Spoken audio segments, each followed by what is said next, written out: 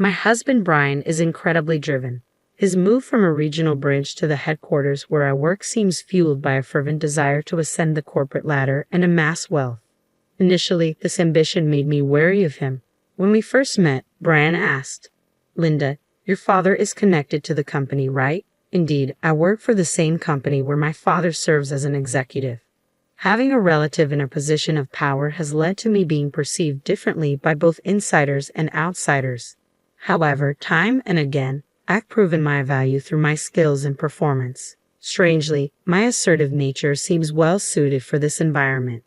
Despite my initial suspicions, Brian, with his charm and motivation, was a refreshing change from the typical office talkers.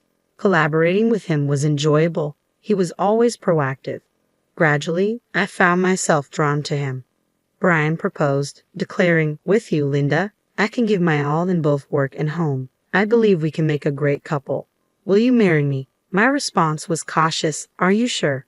I can become so absorbed in work that I may neglect you. We're both career-oriented, and our time at home may be less than conventional. But we trust each other, and we enjoy our moments together." Despite our reservations, we were happy. However, this spring brought an unexpected twist.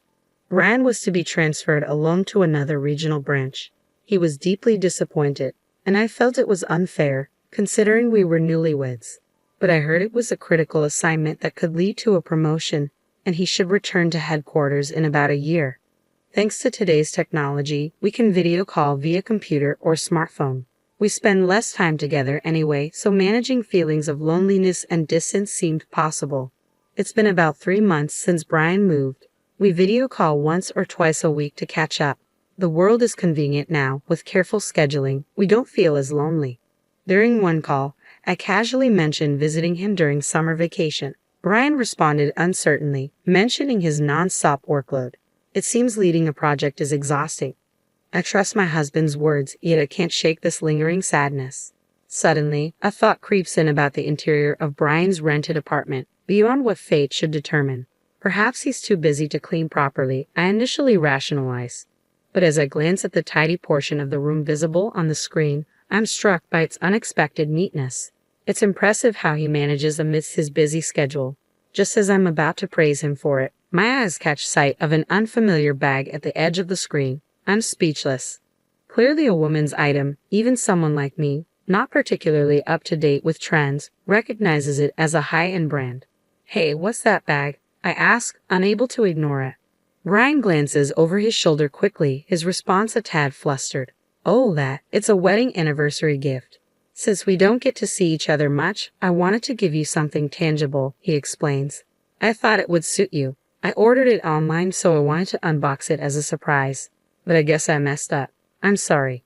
"It's fine," I reply, forcing a smile. I'm happy and looking forward to its arrival. Despite the seemingly plausible excuse, a sense of mistrust lingers. Yet I can't confront him. I still want to believe in Brian. Later, the bag arrives, accompanied by a message card filled with affectionate comments. It should reassure me, but the slight sense of distrust persists. Months pass, life becomes accustomed to Brian's absence, and our communication through video calls becomes routine. Then, on one ordinary day, I find myself contemplating, "Wow, Brian, I should get going," I say, sensing the conversation winding down. "Yeah, it's getting colder, so be careful not to catch a cold, Linda," Brian replies, concern evident in his voice. "Thank you," I respond, ready to end the call. Just then, the doorbell rings. "What's wrong?" Brian asks. "Ah, a courier has arrived. You can hang up the call, Brian. See you later." "Thanks," I say quickly, rising from my seat and heading to the entrance.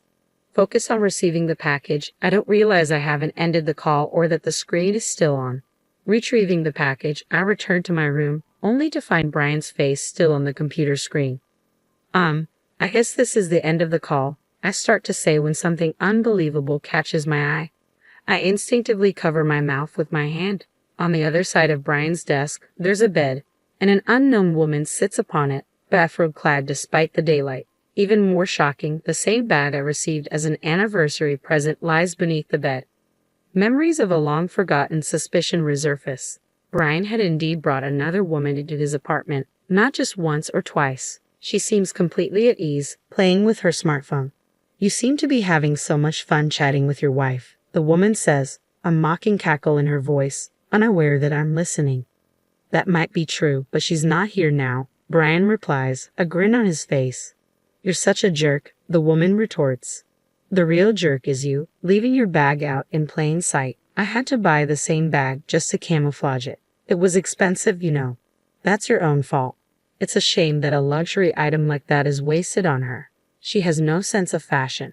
As they continue their banter, I can't bear to watch any longer. I shut down the computer, unable to put my feelings into words. Regret flooded over me. Was the bag Brian gifted me truly an anniversary present, or merely a cover-up for his infidelity? Brian, you're really the worst, I muttered, the insult escaping before I could contain it. It wasn't something I wanted to say. As for that girl, there was something familiar about her. I realized with a jolt she's the daughter of the executive vice president who joined the company this year. The audacity to whisk her away to the countryside for a clandestine rendezvous. It was quite an elaborate affair. But somehow, it all made sense. I couldn't help but chuckle bitterly. It's a typical choice for an ambitious man like Brian. After all, I too am the daughter of a high-ranking executive. It seemed fitting for Brian to choose a mistress who could prove useful in some way. I couldn't believe in anything anymore. I thought he loved me for who I am. Just as I started to tire of feeling angry, an unforgiving feeling settled in. I couldn't forgive him now. So, I decided to uncover the truth. A few days after that shocking video call, Brian suggested we spend some leisure time together. Perhaps he thought it would look bad if we didn't pretend to be friendly from time to time. With a feigned eagerness, I agreed, clutching the purse he had given me. I visited the apartment he had rented. Wow, I keep it pretty clean, don't I? I'll go get us some iced tea, Brian remarked, heading towards the kitchen, unaware of my internal turmoil. I seized the opportunity and took action. Quietly, I placed the coin purse, matching my bag, inside the cupboard of Brian's computer desk. Unbeknownst to him, the coin purse contained a bug, an advanced model with exceptional battery life. It would capture sounds for several days without leaving any evidence. I assumed Brian might notice it eventually, but with his mistress owning the same model, distinguishing ownership could be tricky. Nonetheless, if he did notice, I would need to find another approach. If not, it would be a win for me. Excitement brewed within me as I anticipated the information I could gather. When the battery was close to dying, I planned to call Brian to confirm, pretending to have misplaced the coin purse. I seem to have lost the coin purse you gave me. Do you have it over there by any chance? I would inquire. Oh yeah, it was wedged in the drawer of my desk. You're so clumsy, Brian would likely respond, oblivious to the bug's presence. From his casual reply, I inferred that he hadn't opened it. Requesting its return would ensure it was back in my hands within days. Nervously, I played back the audio, and there it was, clear as day. Brian and the executive's daughter engaging in an illicit affair, their voices intimate. Armed with this evidence, I hired a private investigator to delve deeper. What he uncovered shocked me. Brian wasn't just involved with the executive's daughter, he had numerous affairs. Daughters of board members and department heads were among them. As for me, I began to see sides of Brian I never knew existed. Listening to his colleagues reveal his recent struggles with performance and increasing stress.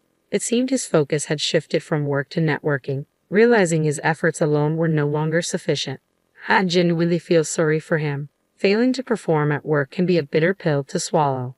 However, his professional struggles have nothing to do with his betrayal of me and his affairs with other women. Furthermore, it appears he's using these women as stepping stones to advance his career.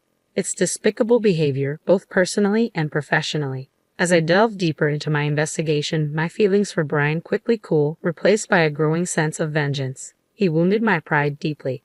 Brian's work assignment away from home ended sooner than expected. Less than a year later, he returned home, and to celebrate his return, I arranged a party with both our parents, complete with a lavish feast delivered to our door. The atmosphere was jovial with lively music playing and just family around. Then the music's vibe changed and I heard my own voice echoing from the speakers. Brian's conversations with the executive's daughter, since to the music player, filled the house. Brian turned pale, confused, and flustered. "What's this, Linda?" he stammered.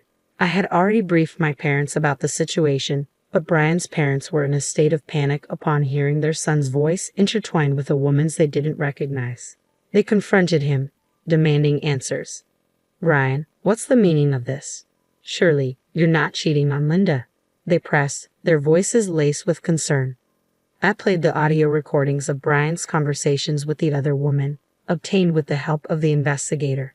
Finally, Brian realized that I knew about his affairs. Linda, you knew everything, didn't you? He trembled, turning to me with a question, his face pale. Despite his fear, I smiled. Why not consider marrying the CEO's daughter next? That'll land you the CEO position in a snap, I suggested, a bitter edge to my tone. Brian's face fell, his despair evident. You also prefer a successful man on the fast track to promotion, right? It was a necessary step for my career. Please overlook it, he pleaded, clinging to me. But what about us? Is our marriage just a step towards your success?